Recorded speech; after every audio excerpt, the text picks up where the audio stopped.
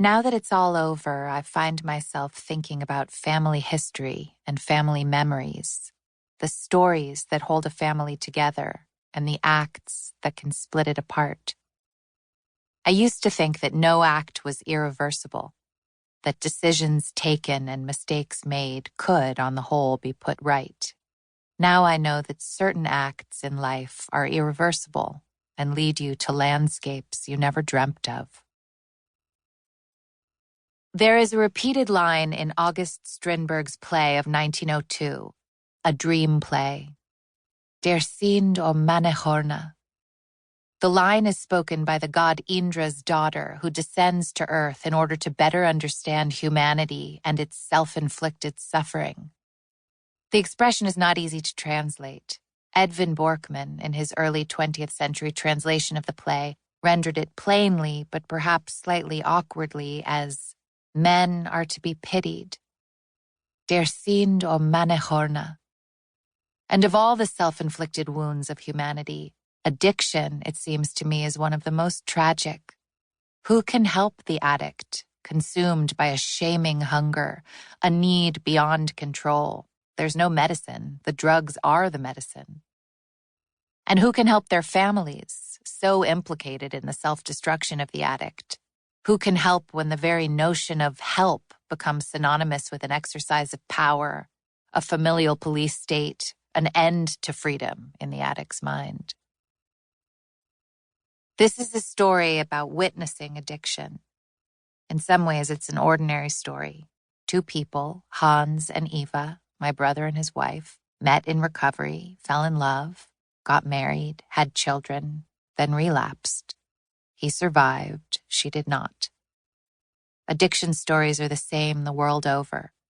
The individuality of addicts is curiously erased by the predictable progress of the disease and of recovery.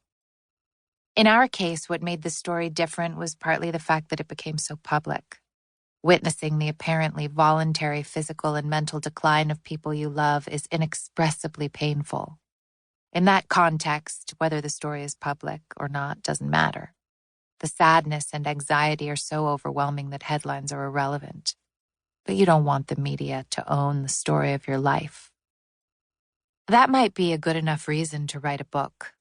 But I had also always assumed that when dramatic events occur, there would be a narrative followed by a conclusion to be filed in the family archive.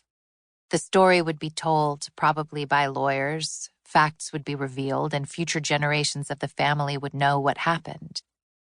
But it turned out that no one was collating the facts. There was no timeline and no coherent family narrative, and yet Hans and Eva's addiction was the worst thing that had ever happened to us.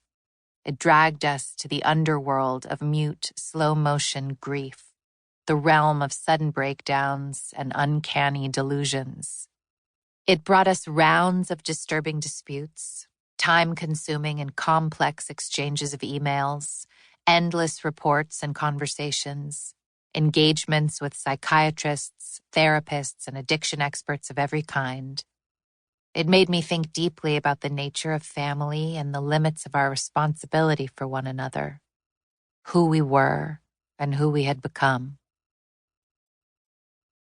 Hans and Eva got married in 1992. It was the culmination of years of recovery.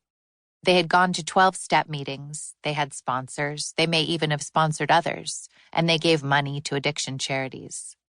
By 1999, they had 3 children. Then, 8 years after they got married, they had a catastrophic relapse. It lasted for 12 years. I was 38 when it began, 50 when it ended.